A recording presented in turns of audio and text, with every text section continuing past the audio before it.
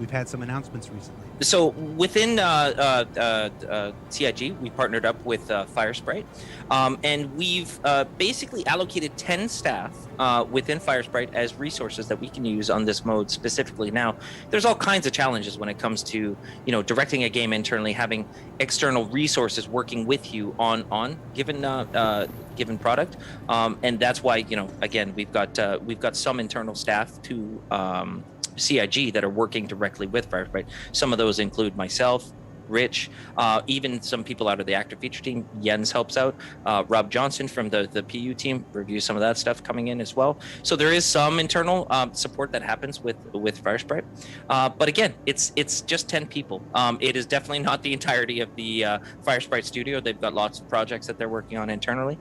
It's really access to 10 resources that would have been hard for us to pick up otherwise. And it was already a team that was all put together. So that's what we're using right now. It's a 10-man team, all in all. The one thing to understand as well is that why we've just made this announcement now in terms of that relationship with Firesprite, but it's actually they're the guys that we've always been working with. So ever since we did this war at SitCon 2019, those are the guys that helped us put that build together. We've been working with them all the way through this time. So, it's in terms of the grand development of Star Citizen, it's a drop in the ocean in terms of resource. And that's why, that team also as well, not only focuses on this war, they also focus on just keeping Star Marine and Arena Commander in a playable state. So like all the CitizenCon stuff, everything that we had worked on, this is the same team. Now it's gone up and down in terms of resources because there's turnover at anywhere, including Firesprite. So it's gone up or down, but it's never been bigger than 10. And quite honestly, at a 10-person team within CIG, we're talking 1.6, I think, 1.6% of the overall development budget anyways in terms of staff goes towards this. And again, what Rich said is super important. This is the Arena Commander, Star Marine, Theaters, all of those round-based modes. That is this team. All right, so now the big one. Where are we at in Theaters of War development? I think where we're at right now is that we had some really good feedback and positive vibes from the recent test. We've taken that and utilized that feedback to kind of solidify the direction that we want to go with Theaters of War, specifically Scenario 1, which is Crossroads of Crime. So Crossroads of Crime is the first scenario within inside Theaters of War. And then we're going to be basically pushing on to what we really want is Scenario 2, which is kind of a more ship-centric mode. So if you think of Scenario 1, which is, for people who haven't played it, you start off on the planet.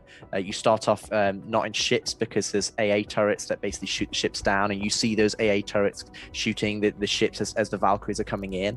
And then you progress to a more open area with a huge radar dish, and ships then start to come in, and then you progress up into the upper atmosphere. So it's kind of a progression from on foot up into the space, but it's still quite a lot of on foot combat there. We want to really push towards, and we're starting to gear up now that we've kind of understood what we're going to get from Scenario 1.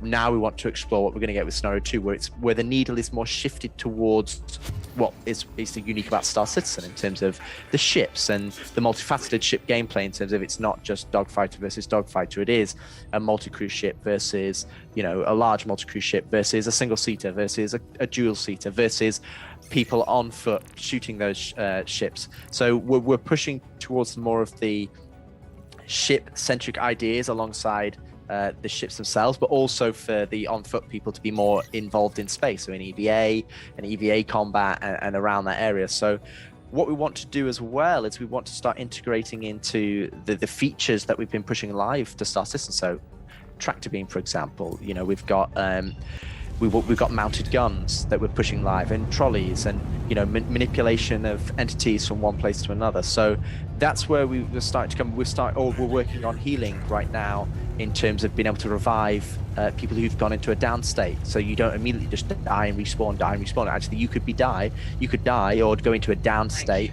Somebody could then revive you and bring you back, and that will change the whole dynamic of this premise of just, death is a consequence in the PU. The combat is, still fast paced, but it's not supposed to be not strategical. You're still supposed to be able to play as a team, coordinate around a singular objective. And so where we're at right now, this is that we're kind of closing out scenario 1, and then we're moving on to more of the cinematic elements around scenario 1. So they saw in the recent playtest we had an intro video that kind of shared the lore and the reasoning behind the Hathor group and the UE advocacy coming in to take out the Supreme, and the story of that game mode. We're actually working with the VFX teams and the cinematic teams to try and help us bring some of that cinematic feel to the game, so that we've got kind of the core gameplay loop itself.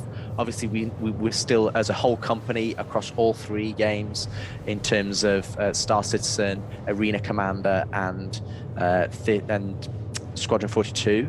So on all 3 of those areas, we need to improve the performance. They're all coming from the same code base, they're all coming from the same build, so we need to improve performance in the net sync. So that's where we're at. We're working on that as an initiative. We're working on the cinematic feel for scenario 1 in terms of adding in that the outro videos that we haven't got yet, the additional the radar dish that we have in there that will blow up and destroy, and you'll get that positive vibe from when you're going from phase 2 to phase 3. It's kind of layering all that on, and then the art is obviously also doing a final pass on all the art, because obviously not placeholder. I think that would be disingenuous. I think it's fairly advanced. So, you look at it, it's still the Microtech planet, still all the same Microtech foliage and so on and so forth, but taking it to that next level so that we're really happy with it. And on the other side, we're starting off that scenario 2, which is okay guys, we kind of know what we're going to get when you're going from the planet up towards space. Now what do we get when you start in space, and the manipulation of landing on asteroids or working within space stations or having predominantly fleet battle around it while you're working gas clouds. And so that's kind of where we're working. And all of these things, all of these questions, all of these developments that we're working towards, they have real life consequences on what we want to do in Star Citizen. Now, I want to be very clear with what that means. That doesn't mean that Arena Commander drives how the Star Citizen plays. That's not the case. Sean and I work on Star Citizen as much more so than Theatres of War, but what it does mean is it allows us to kind of fast forward that development, to be able to push it into the developers' hands, get it right there, that we play it and we go, oh, okay, this is how it impacts it. This is what a ship happens when it flies into a gas cloud, or this is what happens when we start having combat around this scenario. This is what happens when we've got lots of EVA players playing it. And, so that's kind of where we're at now, is disseminating that information that we got back from the playtest, it validating where we want to go in terms of, we made some bold choices in terms of removing all the boundaries, pushing a bit more breathability or breathing space in Star Citizen, that it's not just open the door, I shoot my gun, I die, I respawn back in the room, I open the door, I shoot it's like, oh no, I open the door, or I'm actually only spawning in vehicles from now on, because that was a conscious decision we made. You spawn in a dropship, or you're spawning in a mobile spawn point from an Ursa that's been moved into a tactical position behind the objective now, because you can move it into that objective space, and that changes how you approach that map. That changes how your team plays. So you might want to be a sniper in the hills. You can be now. And so what we'll do, we've opened up that flexibility of how you potentially could operate and achieve an objective success with a team-based mission in the PU.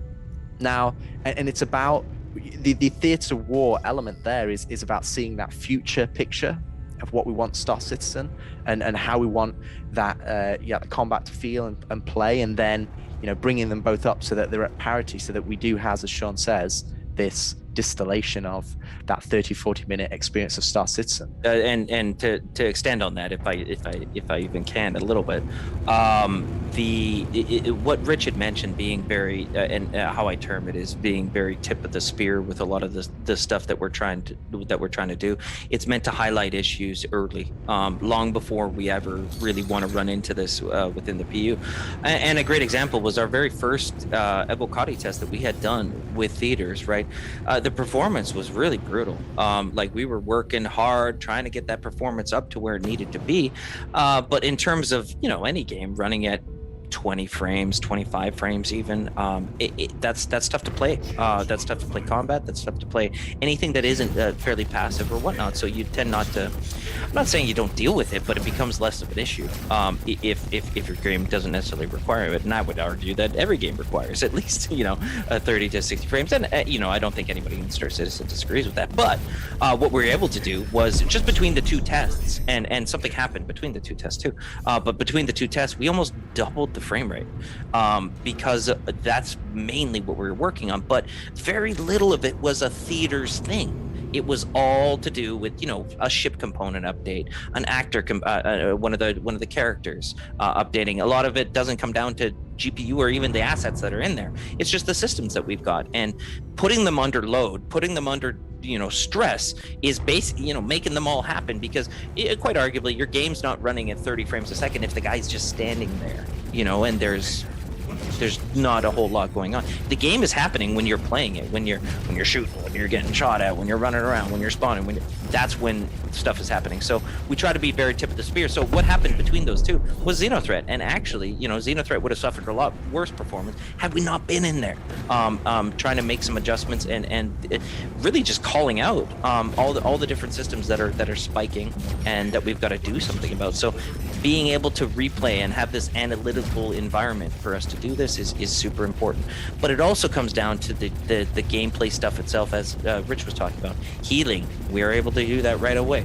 Mounted guns, that's very useful right away. If the tank comes along, right, there's going to be a place for that to exist, versus, again, what would be there. So we try to be very, very again, a very tip of the spear, trying to get to where Star Citizen will end up, because again, you've only got 50 people in this full solar system, but once server meshing is done, we have hundreds of people. So you can expect that a lot more is going to start happening, in terms of players, right, or PvP or whatnot. So, and as I said, it says it's gone a while ago.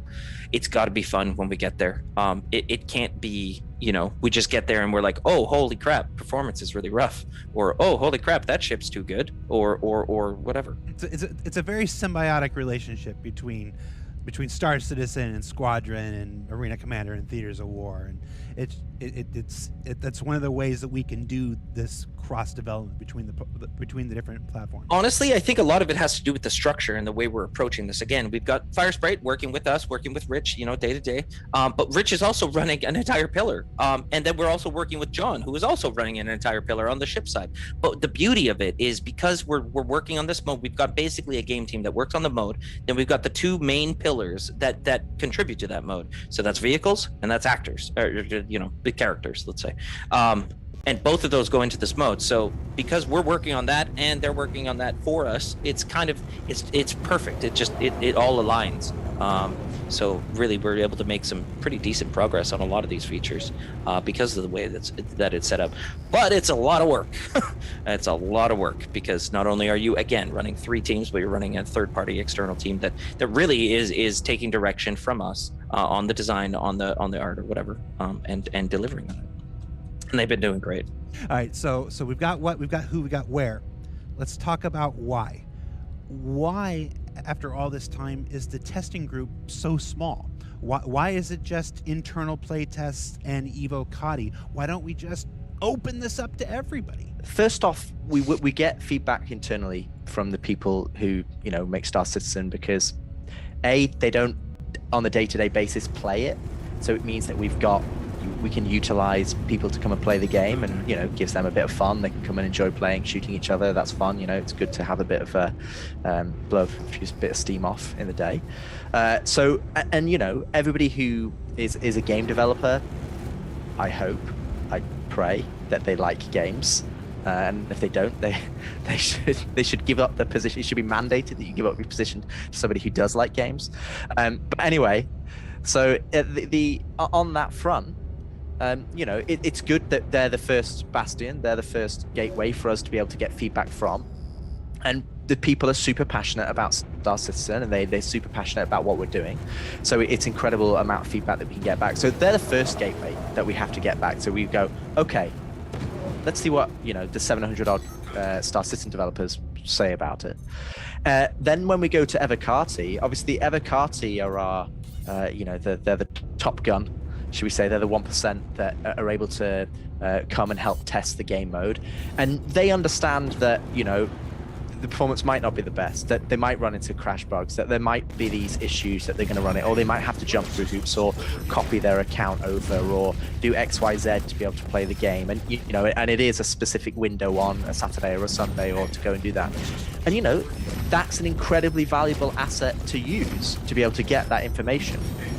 Now, as Sean already touched on and I touched on previously, the game that or the game mode that we're making, in terms of the environment that it's in, to understand the fun, to understand the gameplay, I think the performance has to be a level that you can at least see past it.